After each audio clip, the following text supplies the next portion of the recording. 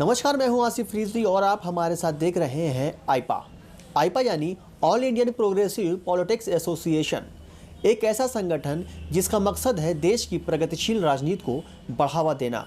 इसको लेकर के आज हमारे साथ मौजूद हैं खुर्शीद खान, जो कि घोसी के नगर अध्यक्ष हैं। देश में जो राजनीति का जो प्रचलन चल रहा है मौजूदा, इससे आप कितना संतुष्ट हैं? भाई देखिए, ये तो बात आपकी सही है कि राजनीति को एकदम अलग ढंग से आज पेश किया जा रहा है। आज से पहले की सियासत धार्मिक, जातिगत नहीं हुआ करती थी, लेकिन आज जातिगत बना दिया गया, धार्मिक बना दिया गया। मैं ऐसी सियासत को नहीं मानता।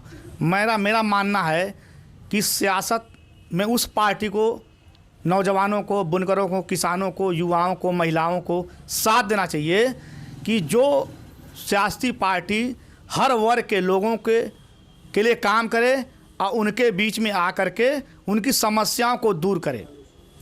जैसे मान लीजिए, सबसे बड़ी हमारे इस वक्त प्रदेश की समस्या है बेरोजगारी, जीडीपी। तो बेरोजगारी अगर ख़त्म हो जाएगी, नौजवान खुशहाल होगा, देश तरक्की करेगा, प्रदेश तरक्की करेगा। उत्तर प्रदेश के राज्यपाल द्वारा स्वीकृति मिली तो जाके यूनिवर्सिटी बनी। उस यूनिवर्सिटी में गरीब लोगों को एक हक बना हुआ है कि गरीबों कम रुपए में डॉक्टर इंजीनियर बनाने के लिए। तो कहीं ना कहीं उससे फ़ायदा हमारा है, इस प्रदेश को फ़ायदा है। भाई कहीं भी अगर हम शिक्षा का काम कर रहे हैं तो ऐसा थोड़ी है कि उसमें सिर्फ यादव और मुसलमान का बच्चा पढ़ेगा। उत्तर प्रदेश के हर जात, हर समाज का बच्चा उस यूनिवर्सिटी में पढ़ेगा। अच्छा, हम लाख दावे कर लें, लेकिन जो चुनाव के मुद्दे स्थानीय जो है नहीं रह पाते हैं। क्या करना चाहिए ऐसे में? इसके लिए दोषी आप किसको मानते हैं? देखिए, सबसे पहले मैं तो यही कहूँगा कि जो भी विधायक या सांसद बन रहे हैं, सबसे पहले उनको अपने विधानसभा में सड़क, सुरक्षा, स्वास्थ्य, शिक्षा, बेरोजगारी, अगर हम सड़क को, स्वास्थ्य को, सुरक्षा को, महिला सुरक्षा, इस तरह की अगर काम कर जाएं तो मुझे नहीं लगता है कि आज की पीढ़ी ऐसे नेताओं को अपने विधानसभा से हराएगी। अच्छा, शिक्षा, स्वास्थ्य, जीवन के सर्वांगीण विकास के दूसरे मुद्दे, जैसे कि मुद्दे कैसे राजनीति का, क्या ये राजनीति का हिस्सा बनेंगे? भाई देखिए, इसको ना राजनीति का हिस्सा बनाया जा रहा है। भाई ये बताइए, अगर कोई अस्पताल खुल रहा है तो मान लीजिए, अब देख लीजिए, जैसे मान लीजिए अगर कोई अस्पताल घोसी में खुल जा रहा है तो हमें मऊ नहीं जाना पड़ेगा, हमें आजमगढ़ नहीं जाना पड़ रहा है। आज भी कोई बड़ी बात होती है, लेकिन 100 बेड का अस्पताल जो समाजवादी पार्टी की देन आपने देखा है, जिसको उद्घाटन करने की आस चल रही है, एक्सप्रेसवे समाजवादी पार्टी का है।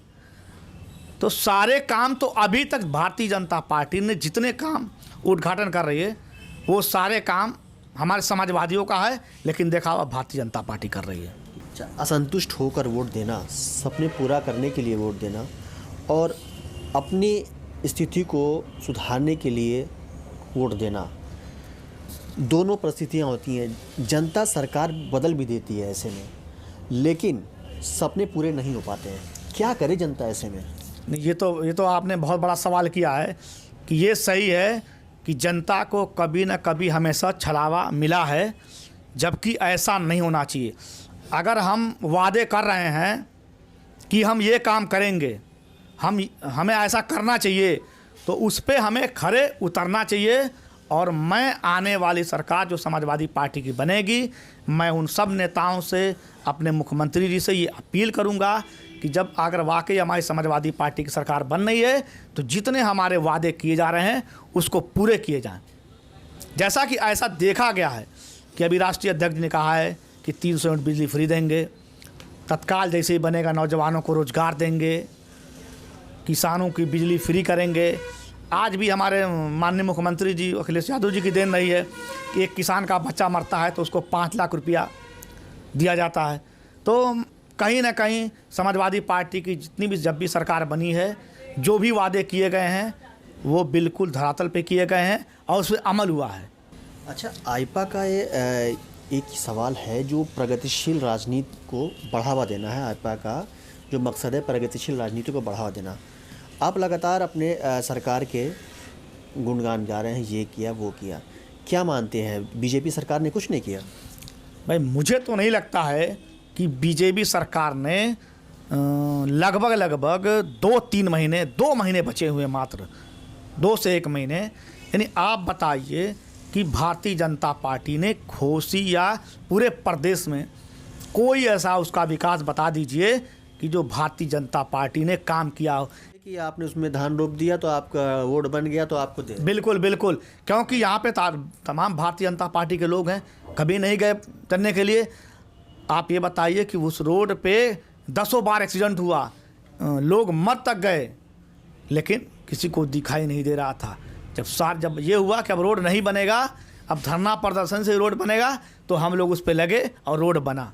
जनता शिक्षा, स्वास्थ्य, रोजगार, इन 3 मुद्दे को लेकर के काफ़ी सीरियस रहती है, लेकिन ये मुद्दे अधूरे रह जाते हैं। क्यों, क्या करे जनता, आप किसको वोट देगी? हाँ, ये बहुत बड़ा सवाल है कि वाकई एक युवाओं के लिए हमें शिक्षा सबसे बड़ी चीज़ है, क्योंकि शिक्षा ही वो चीज़ है जिससे हम कोई भी जंग को जीत सकते हैं। क्योंकि हर चीज़ का बंटवारा है। एक नौजवान अगर शिक्षा लेता है, बड़ा होता है, तो उसके शिक्षा का कोई बंटवारा नहीं है, और यही हमारी ताकत है। जब हमारा युवा पढ़ेगा तो इस देश का मिसाइल मैन बनेगा, इस देश में डॉक्टर बनेगा, देश में इंजीनियर बनेगा, और देश तरक्की करेगा, और हमारा समाज भी तरक्की करेगा, और देश विकसित होगा, क्योंकि पढ़ा लिखा होना बहुत ज़रूरी है। धन्यवाद। ये थे हमारे साथ खुर्शीद खान साहब, जो कि लगातार जो है हमारे आईपा के सवालों का जवाब दे रहे थे। मऊ से आसिफ रिजवी, आईपा।